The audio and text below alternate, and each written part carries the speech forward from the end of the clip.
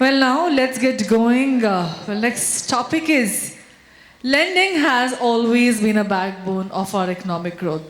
But the way we assess credit, manage risk, and of course, make lending decisions is changing, and for the betterment, of course. It's changing faster. We move from fixed credit models to the dynamic real time assessment. We leverage the alternative data and bring financial inclusion to understand. We use AI and machine learning to make lending faster, fairer, and of course more precise. But to give more knowledge on this beyond traditional lending, leveraging the data analytics, we have a fabulous and a very incredible panel out here.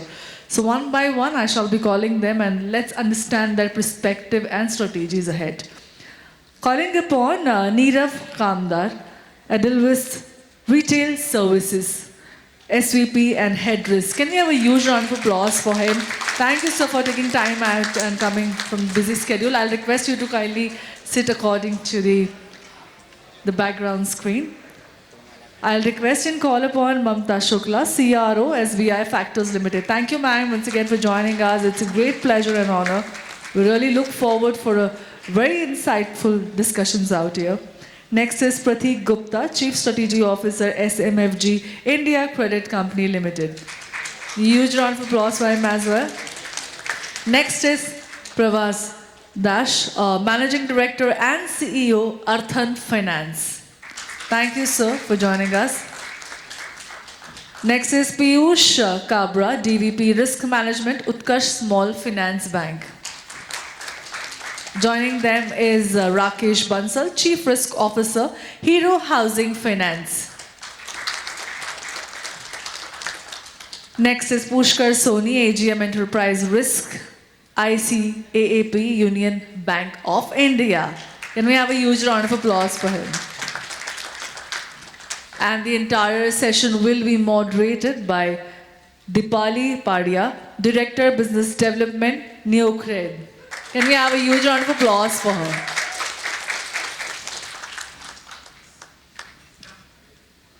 Well, this discussion, I think after lunch, if you see full house and people really wanting to understand the perspective and latest trends in the innovation, this is here. Over to you. Thank you, sir. Mic testing. Am I audible? Perfect. Welcome everyone. Good afternoon, the delegates, speakers, as well as my fellow panelists. Today we are going to cover 6 topics in and around credit risk management. We will try and make as interactive, inclusive, as well as very, very informative session. So first topic that we are going to discuss is about role of data analytics and technology in credit risk management. So panelists, we all know that risk is at the core of lending, and data analytics has fundamentally changed how risk is managed. Prateek, according to your experience, how has data analytics improved credit risk management and what are the challenges remain?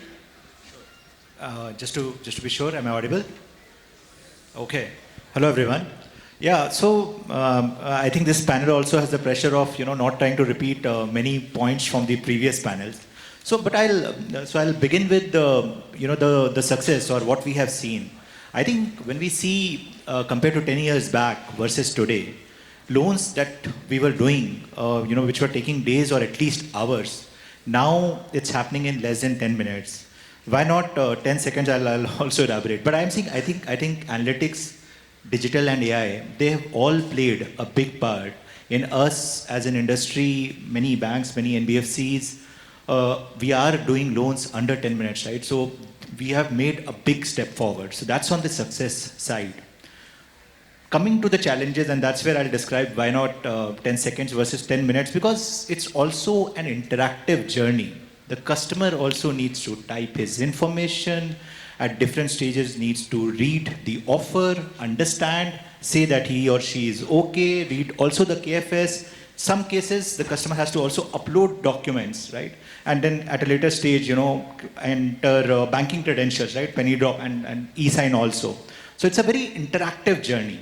And that's where a large part of the challenge lies. The challenge is is in the fact that there is a big drop down. When we talk of digital, unsecured, small ticket loans, there is a big funnel starting from the lead stage, coming down to the dispersal stage. There is a big drop down. And at different stages, the lenders are also under pressure because of the cost that any single step in this entire journey applies, right? So fetching a bank statement, do you want to do it as the first thing? Probably no, because it's costly. Fraud checks are costly, and fraud checks are not at one stage. We've been discussing a little bit of fraud checks. Fraud checks are at multiple stages. Identity, you need to check. Even after sanction, I mean, I'm crossing the BRE. Even after sanction, at the time of penny drop, you want to ensure the person whose identity you have checked and qualified and finally offered, it's the same bank account, not a borrower, not a family, or if it is, then you need to be doubly sure, right? So the point is, each of these checks are having a cost attached to it, which is why lenders have to optimize between customer convenience and TAT on one end, cost of these steps, and still, after the funnel, whatever loans are getting disbursed, how do you, still make some profits, right? And of course, there's the regulatory compliance. That I think is a summary of, I would say, challenges that we face. I'll add one more dimension, which is the data dimension, right? I think in terms of processing speed, in terms of being able to do stuff, AI is there.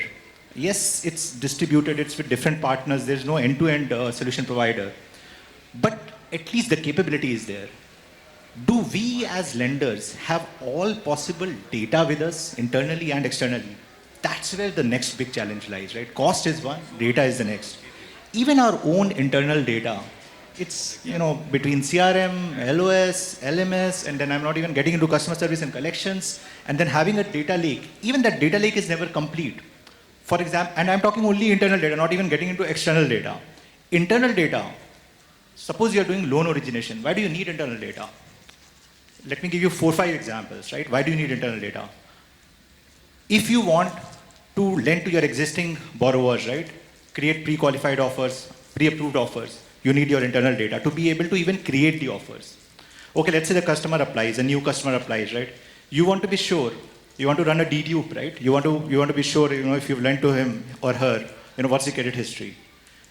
The dedupe is not just on your existing customers, ever disbursed customers, ideally, and we do it, but some companies are doing it, but some are not. It's also on your leads data, which is sitting sometimes in CRM, LOS, not necessarily in the data lake, right? So that's the next step. And one more use case, let me give of internal data, right? We are also working on creating lookalikes. When a customer is in the loan origination journey, what's a lookalike of that profile with your own data, right? So point is, even within the internal data, there is just so much complexity in getting all the data into one place, labeling it, identifying the data fields correctly. Only then the AI can act, right? If the data fields are not consistent, not standardized, and not clear enough, and also non-overlapping, then the AI actually starts to fail. So between these complexities of getting the data right, as I said, I'm not covering external, which is another challenge altogether. Getting the data right and having a cost optimal journey, those are the challenges that we still face. And of course, the service providers, the AI companies, they are also present in different parts of the value chain. There's no end-to-end solution. Those, in my mind, are the big challenges right now. Thank you so much for the information, Pratik, and I totally agree. Providing a seamless journey to the customer at the same time, cost optimization is the core. Piyush, if you can add some more light on this particular topic. Hi. One thing which I'm now hearing year on year is, see all those data points which you talk about, all the data points which we get it easily through authentication and they are processed nicely are about customers who have a financial footprint somewhere. When it comes to the customer base which doesn't have a financial footprint, we are still lacking. Okay, Aadhaar has made us realize that there is a identity authentication can be done, some sort of a data can be fetched from UPI. But what about its customer's expenditures, how much stock he has. People of 5, 6, 7, 8 years back started putting up some structure around it, but they have not stored that data.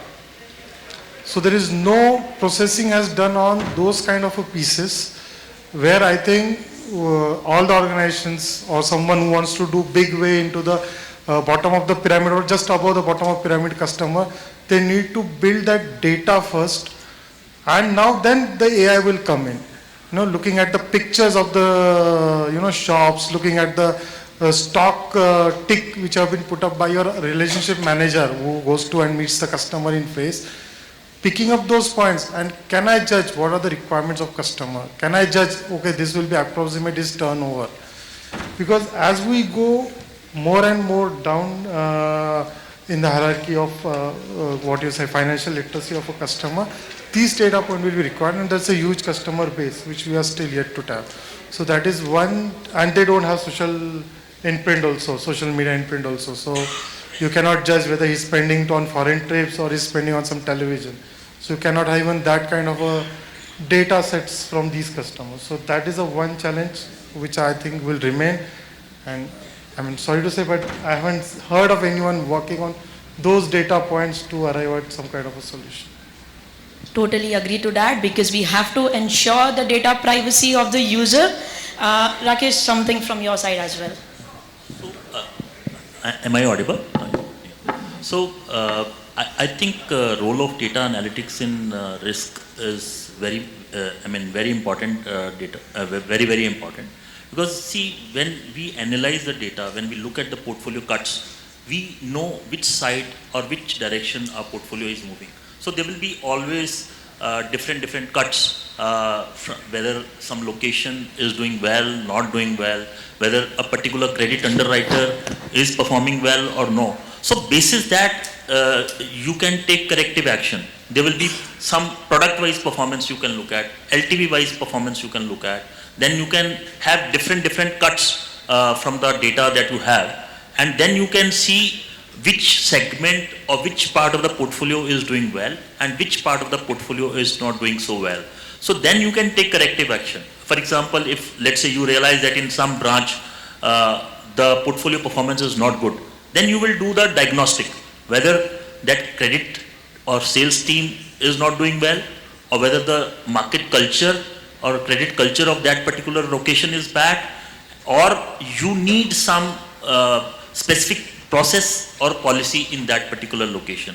So those kind of data insights that you get will be useful in managing your policy and process. So that is a very important part. So now the challenges that remain is that every day something new comes, and when you are already an evolved organization, so changing the data with retrospective effect is very difficult. That's the challenge that we always face. Like till few years back, we have never used or heard the social score or media footprints in credit decision making process or risk management. Now those things are available. And some of the lenders are using that footprints as well. But the unfortunate part is that mature organizations, they don't have that kind of data points. That is the limitation of data analytics. Like my boss was in newspaper industry, so he always used to say that at 3 a.m. in the morning, every newspaper which is full of information becomes a dinosaur, because after that they cannot change. Same way, if you have data, always the world is evolving, something new is coming. So that is something which will always be a challenge for the risk manager, because risk team always feels thoda aur mil jaye, some additional data, that appetite is never satiated. So that challenge in my opinion always remains. And second big challenge that I have faced across organization is the data entry or the quality of data is a big problem, because at the end of the day, no matter what system you design, what process you design, the data entry operators are always lowly paid employees, and they don't know what is the importance of correct data entry. So that, I think, that is the most important part. which is often ignored by all the organizations, is getting the right kind of data inputs in the data warehouse. So, and apart from that, I feel there are other fields like so much information is available on Google, right? Regarding the customer background, the criminal history, or the positives about the customer. Those can be found out. If that can be integrated in the data warehouse and it can be used in credit decision making process, I think that will be useful. Thank you. That's really amazing, and Rakesh, I personally liked your answers because all those data points are provided by us, so I will take that credit. Thank you. Nirav, artificial intelligence and machine learning are reshaping how financial institutions access and mitigate risk. According to you, how is AI and ML transforming credit risk management, and what are the key considerations to consider when implementing these technologies? Okay, so now, so let me break down your question into two parts. Okay, the first part is about credit risk management, and I think first let me put it in simple words what it means and what it encompasses, right? It encompasses all those policies, credit policies, framework which we have, basis which we select a right credit quality customer for our onboarding. It also encompasses those monitoring processes which Rakesh was highlighting about, right? Monitoring continuously to identify early signs of stress. And it also encompasses the quantifying once all those loans are there, what is the risk and what have they priced it correctly or not, right? So all these three part is part of credit risk. Now coming to the first part, which is the onboarding, right? And ML-based scorecard, if you look at it, I think they have been there for quite some time in this space. All your personal lending, credit cards, unsecured lendings, all are currently, I'm saying it's given right now that most industry participants are using this ML-based scorecard, right? Coming to AI, now I haven't seen AI-based application scorecard. Now could be, there are one or two reasons, right? One is of course the model hallucinations which we have, and also we are still, I think a lot of people are trying to train because the underwriting is something very secret sauce or a recipe for the organization. So you have to train that. But again, at the onboarding stage, I think one which I think in the previously short, there's a lot of use of AI coming on the fraud detection piece of it, on the signature, photographs, identity. So each of these places, I think this is evident, it is there. Coming to the monitoring side of it also, I think most large organization or a medium size already have the behavioral scorecards or recovery scorecards. Again, they are ML based. Going forward, I think there's a lot of discussion or intention towards building and what we called is AI backed augmented risk intelligence. I think that is what I was highlighting about when the disparate sources of data and how you bring it together and give you business intelligence or a risk intelligence to identify early signs of stress. The third area, which is the quantification, right? And quantification of risk levers to the regime of expected credit loss, or how do you quantify and then price it well. I think that area is typically, again, I don't see in AI ML much use case currently, neither I do foresee happening there in near space, because that is a space where again we'll have to be explainable models once which can go through a regulatory regime, can go through your audit regime. So I think while that space would be linear, right?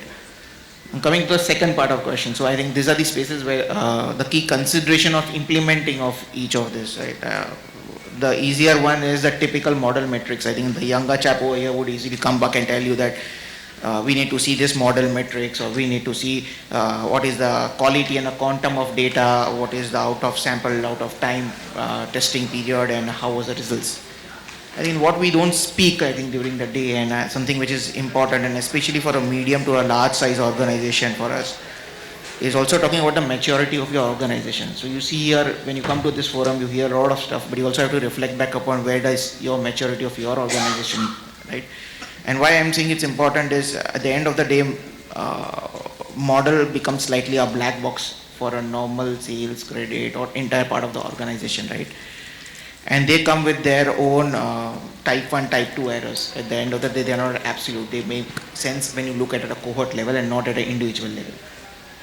if you are not mature, so I'm saying if you implement a model and you are continuously overriding the model and expecting the output to be similar to your model output, that may not work for you, right? Similarly, if you have a type 1 and type 2 errors and then you run behind the analytics guy who built the model, also will not work for you, because there is something which is inbuilt at a time when you did the modeling. So, so these are all things which you need to consider, because if your organization is not fit for that, you will have to go traverse the journey towards that, right? Similarly, if I can give you an example, the model is as good as its assumptions. I've seen, and I think most people, many times you will see, if you have a risk policy guy who is not an analytic guy, you are introducing a model where you are removing the credit piece, he will try to put in the 2 more rules to ensure that it doesn't pass through. Right? He used to be that extra comfort. There's nothing wrong there, but then Right. culturally you are not fit for that. Right. And what happens is you change the incoming population to your model, and suddenly you are expecting the same efficacy, which is not going to happen. Correct. Right? This is again the maturity. It has nothing to do with the model, nothing to do with the data, but then you are not in sync. A typical large organization problem again is the person who develops the model, the person who develops the API, and person a tech team who is deploying the same, right? Has to also again talk with the same language, same stuff. Half of the time I think there is a gap between the three and you have a big thing, and it ends up saying that ये model तो बेकार था, या ये है तो कुछ नहीं काम का है, बस बातें फिजूल की बातें, right? So all those stuff is there. So I think this all leads to something with the consideration when we come to is a consideration which are more practical, nuance is how mature you are to take up AI, because we may look up at AI, but a lot of these things will depend on the availability of data, quality of data, getting your disparate systems, and also ensuring of implementation. I think that's what I would to sum it up. It's really interesting because human controlled AI, it's actually depend on humans, how he's actually trying to control the AI, whether the humans actually knowledgeable enough to give the right coding to that AI. Absolutely agree to that, Nirav. Pravash, if you can just add your perspective here, please. Yeah, so when you look at AI in the lending industry, or doing the credit assessment and all, so the way I look at it is all the lending products are like commodities. You are giving money with some tenor attached to it and interest attached to it. But how you make those product more interesting is making a very seamless customer journey while putting all the controls or credit risk in check. To do that, initially we used to have a lot of data analytics and all, and now you use those data analytics in a much more efficient way through AI to create credit decisions. Whether you do it through, a data lake and, all sorts of data. So giving small examples for the, industry we cater to, like Piyush said, when you're working for the bottom of the pyramid, you may not find a lot of data points available, and you have to create it. I'm fully agree with him, and those are the very difficult thing which you want to drive through. But it's not like if you have enough technology in place and surrogates are in place, probably you can create a very nice credit model, AI model through that. I mean, lot of surrogates are available, like hyper local geo informations are available for a particular shop to know what exactly the footfall is happening in that particular shop. You have real time data on that particular customer, when he's pouring the milk, or the milk centers and all. Each UPI transactions is today geotagged, right? So whenever you have that particular person's there, you know how much UPI transaction he is doing and all.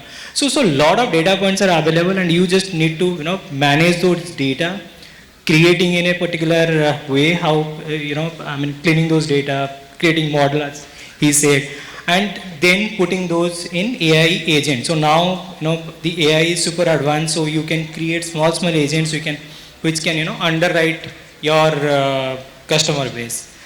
Again, for this same bottom of the pyramid, you have to do a lot of judgmental calls.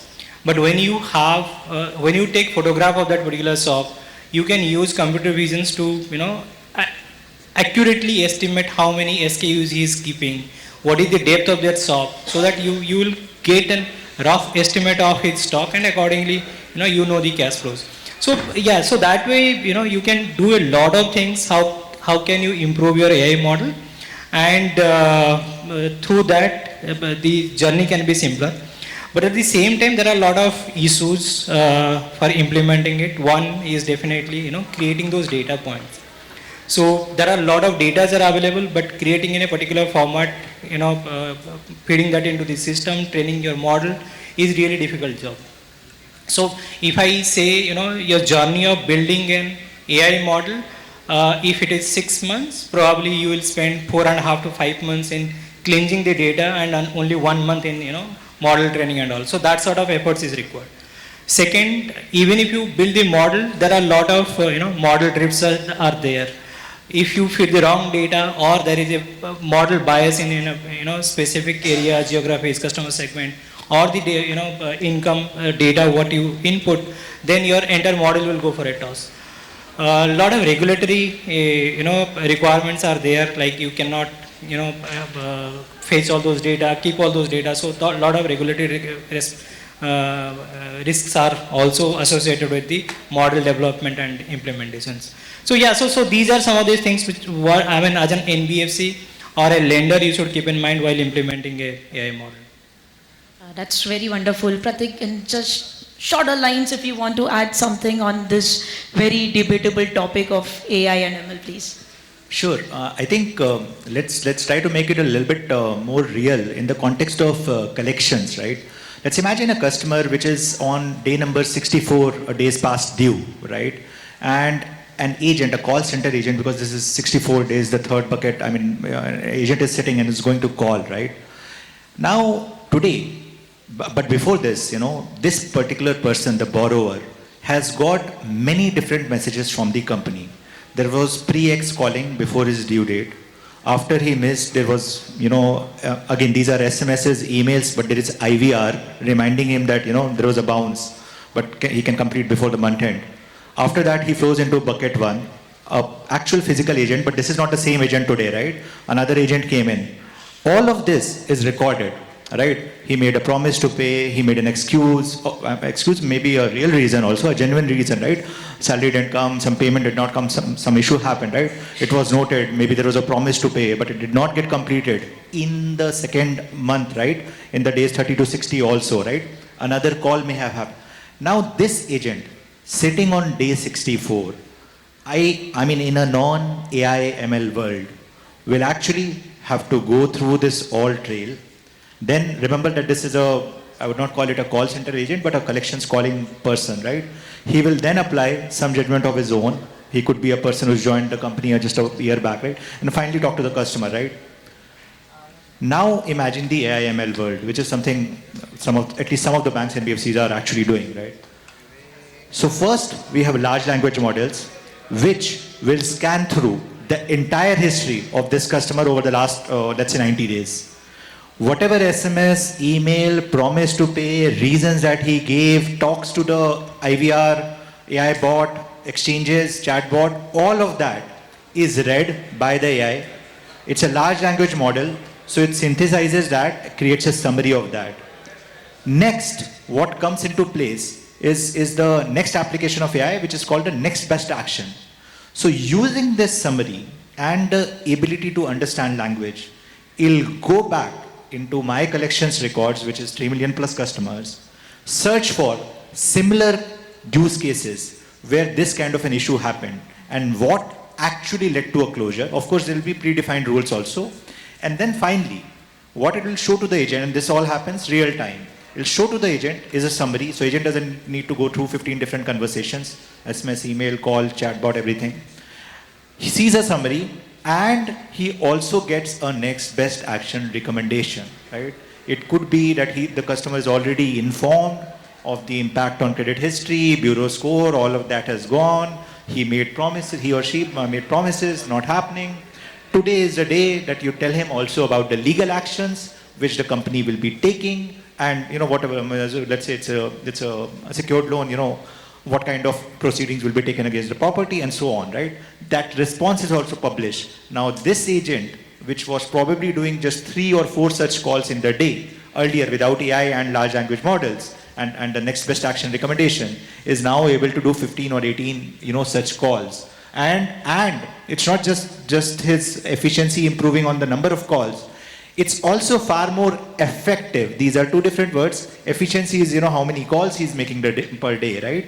But he's also far more effective because his next best action is now not only his own individual mind, but the entire, let's say, the best of the history of the firm combined into the next best action which he's reiterating. So the chances of him recovering from the customer is very, very high. So that's how the world is changing. And I would call the elephant out once again. So this agent will have his job, but in this situation, if there are 100 agents doing this earlier, now we need only 20. So this has impact on jobs. Yeah.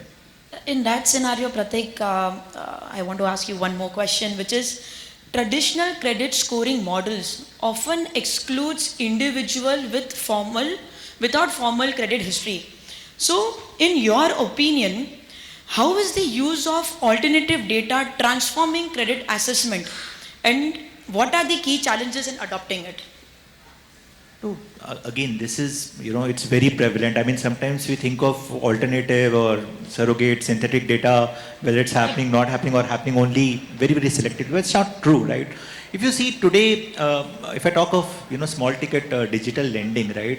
It's actually not too much happening directly by banks or NBFCs. It's happening through consumer platforms, right?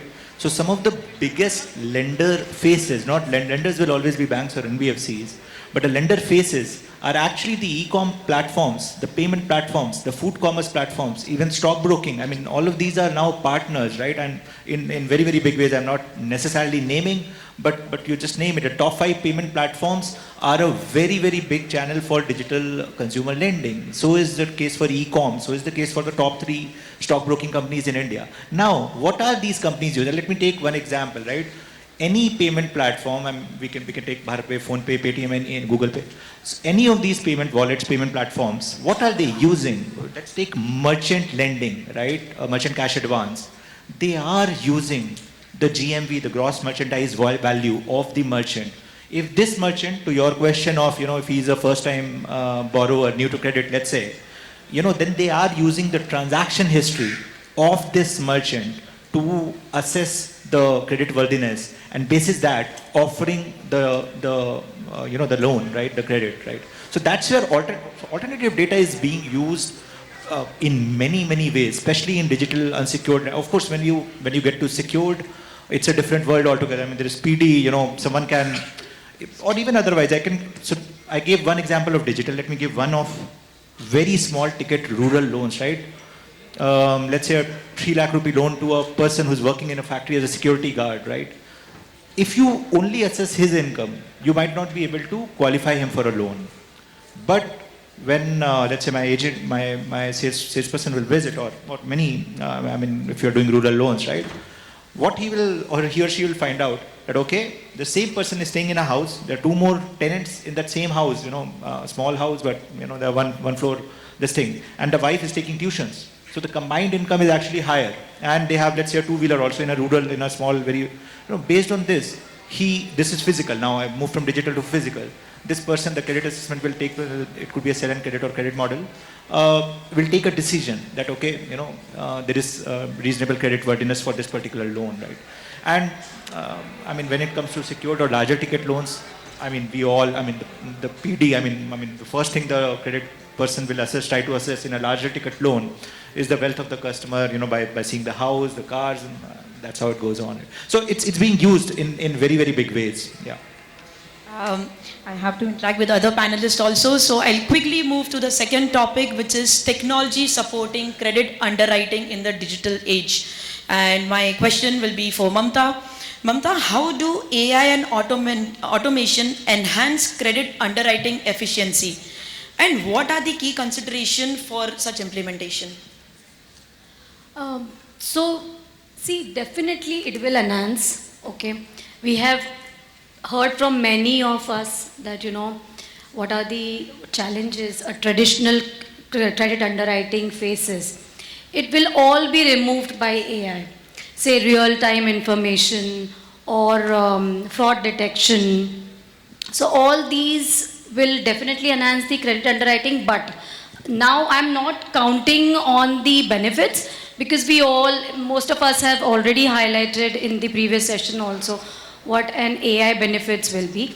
But your second question, while implementing that, what will be the consideration?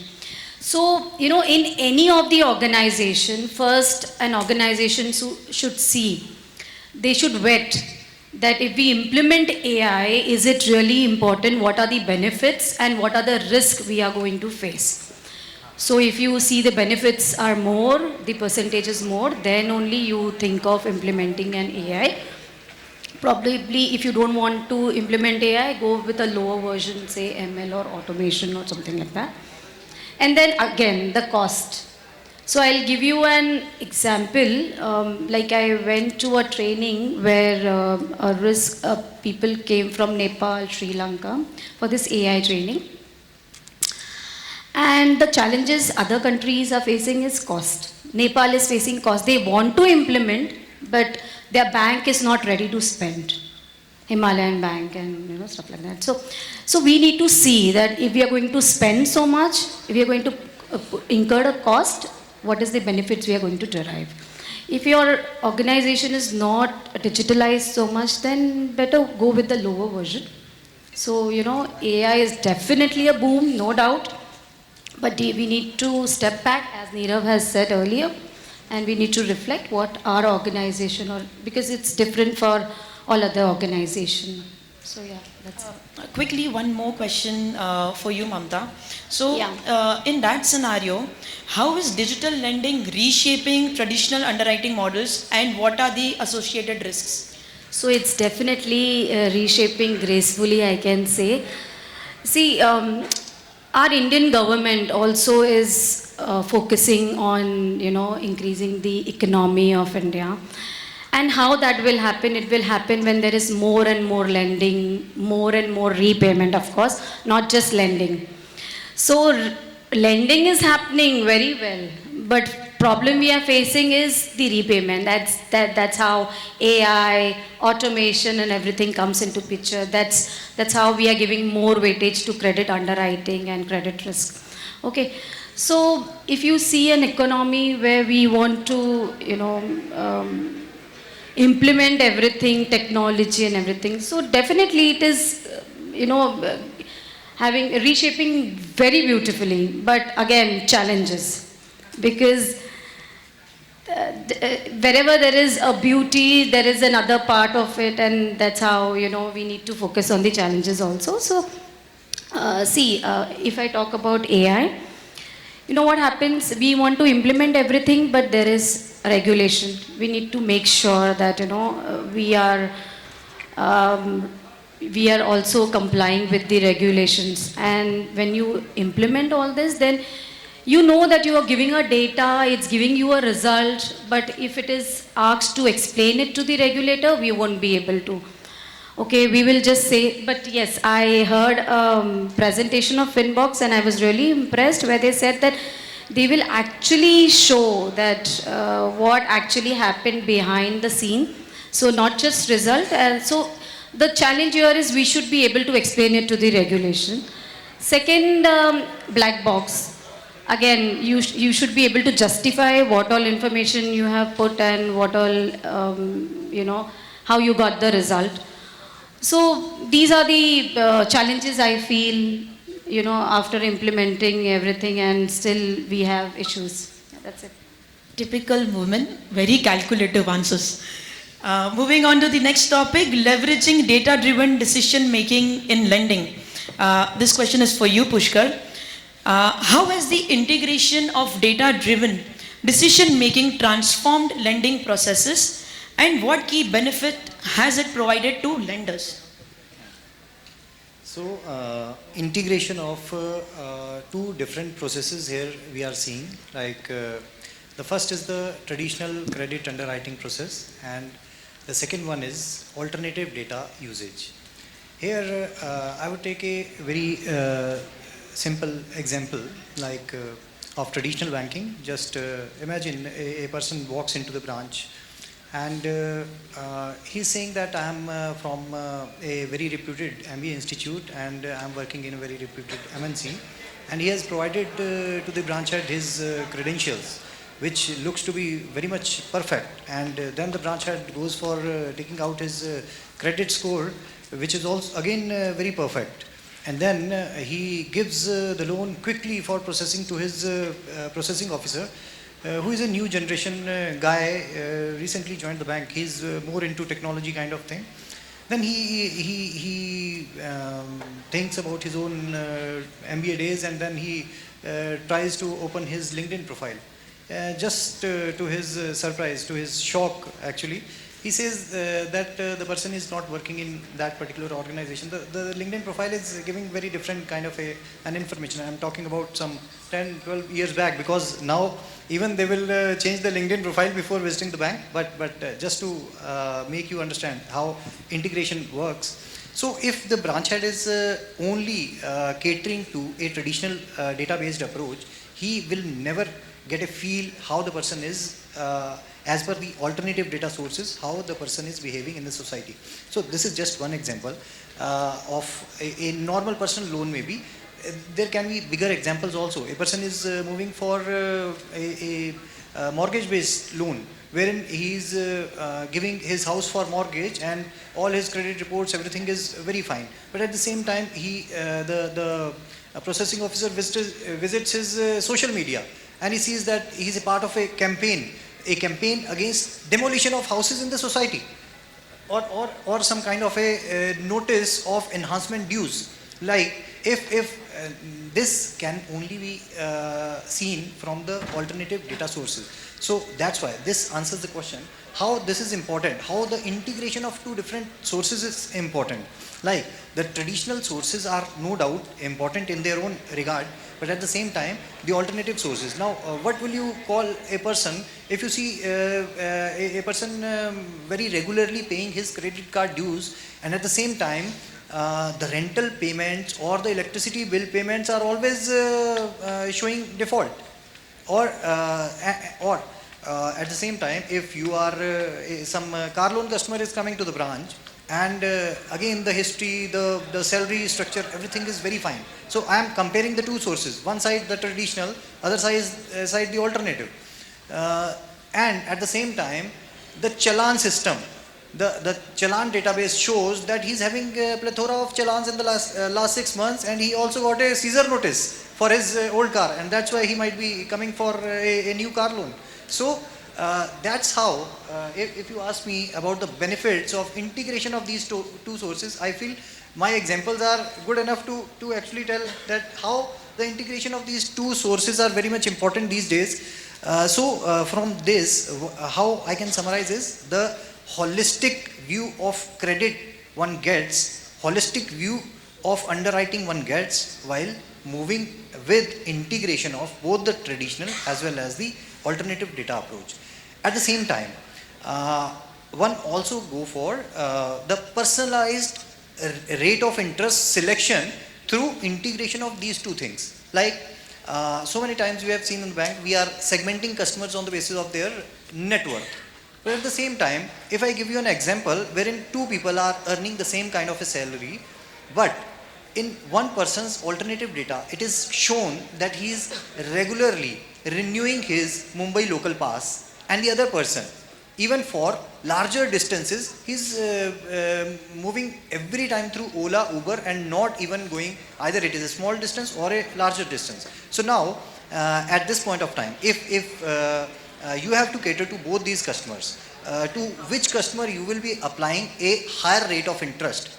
To the one who is definitely using Ola, Uber, even for shorter distances, but at the same time, you can provide him extra services like check collection or certain services wherein the person from your organization can visit him personally, but at the same time, at the cost of this comfort can be given at the cost of some additional rate of interest. So this differentiation can only be possible, can only be applied when you are integrating both the traditional as well as the alternative sources. So this is how it goes. These are the benefits. That was really interesting and very, very intrusive rather. Moving on to our last topic, actually I have more to cover, but I think we are running out of time. This is using data analytics to drive lending opportunities. My question would be for you, Rakesh. How has data analytics helped financial institution identify new lending opportunities, and what challenges remain? So again, I am saying कि now the data is available across all the segments and all the products. So once we look at the data, so as I mentioned earlier also, that we know which part of the portfolio is doing well. So one is to focus on those areas where the portfolio is really doing well, so, and cut off those areas where a portfolio has not performed well. I think, so I will give you an example. Once I was in my previous job, I was part of the founding team in ICICI Bank.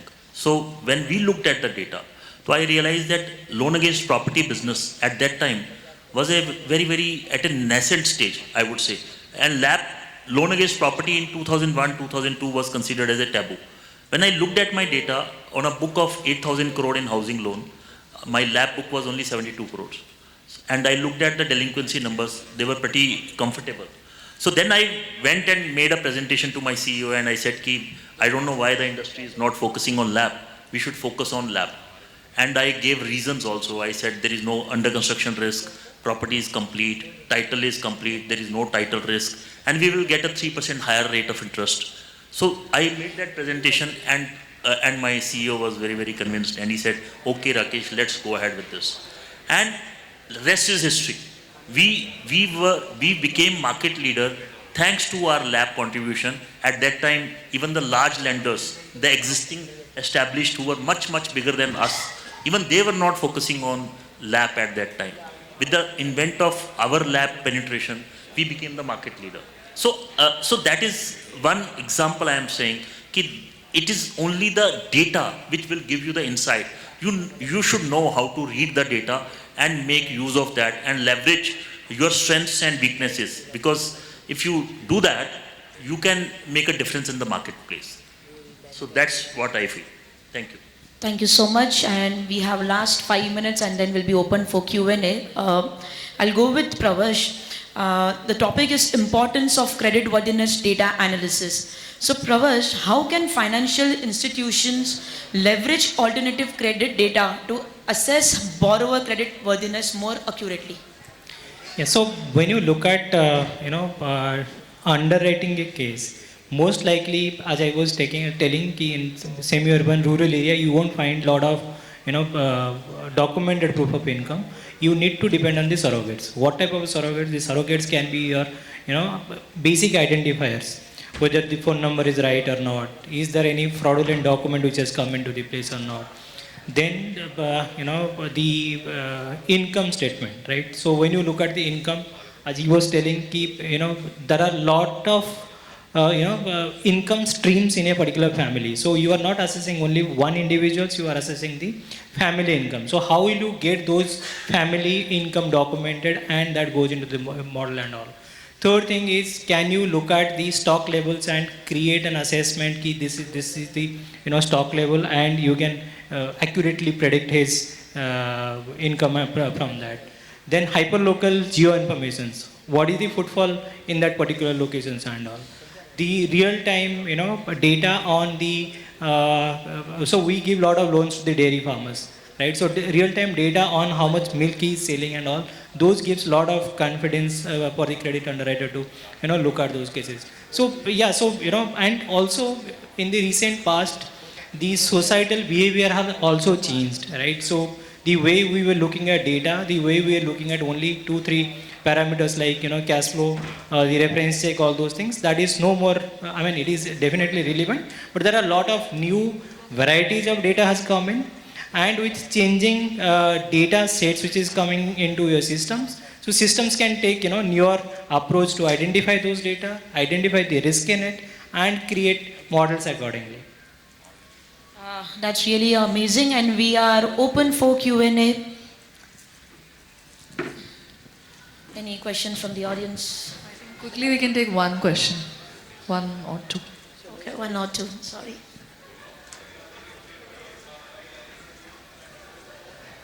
Anyone? I believe we already answered whatever they had in their mind. That happens actually when we have answered most of it and probably whatever In we fact, had in the if you mind. give me more Yeah, time, I have because more questions to ask. I also think this is the first panel, actually 3 minutes remaining.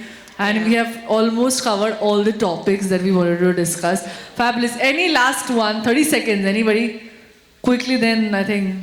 Then can we, I think, have a huge round of applause for all of them. Thank you so much. I think as we embrace this transformation, let's not just leverage data, but let's use it to build a lending ecosystem that's truly inclusive, efficient, and future ready. On that note, of course, I'll call the next leader to felicitate our super amazing and incredible panel who have actually finished on the time.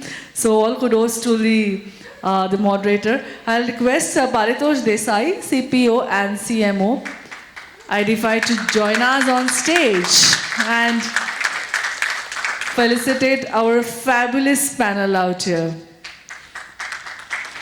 First and foremost, I'll request Neerav Kamdar, SVP, Head Risk at Elvis Retail Services. If you can join us on the center stage, it will be a great photo. And we look forward for a nice pictures, right? Huge round of applause for Neerav. I think fabulous insights. Next, I'll request Prateek Gupta, Chief Strategy Officer, SMFG, India Credit Now Company Limited, kindly accept the memento from us.